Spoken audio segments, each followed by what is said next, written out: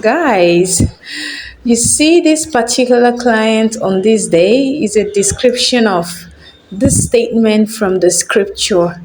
The heart of man is evil and above all desperately wicked, thinking of injustice to do to humanity. So we got called up by this client for a 4 hour cleaning. I was assigned the loan for this cleaning. When I stepped into the house, initially I didn't want to film the before and after because the client assigned his brother to supervise the work. So I didn't want to like make a video when he was there. But at some point I decided to capture this. So you can see this whole kitchen in general was maggot and cockroach infested. All these corners you see, these are not dirt, these are maggot. I did a thorough deep cleaning in this place instead of a normal cleaning he paid for.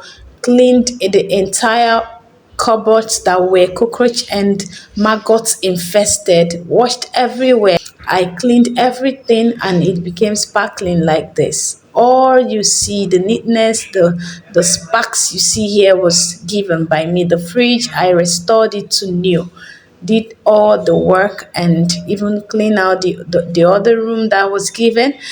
And then when it got for the time to pay, the man who ordered was not around. He gave his brother 60 dirham. He was supposed to pay 150 dirham for these 4 hours plus an extra hour added for him. He was supposed to pay 150 dirham, but he claimed that he had only 60 dirham.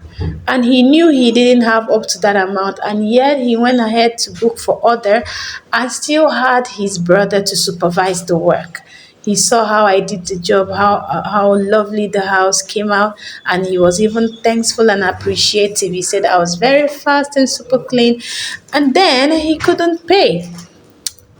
Then what got me pissed up was not the fact that he couldn't pay, but the fact that he was questioning if we had a license.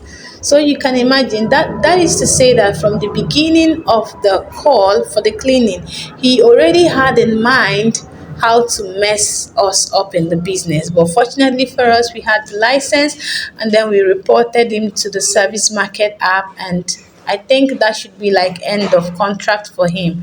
Look at how I cleaned out his whole house and he didn't have money to pay and he knew there was no money to pay, yet he booked with the intention of using wickedness and cunningness on us.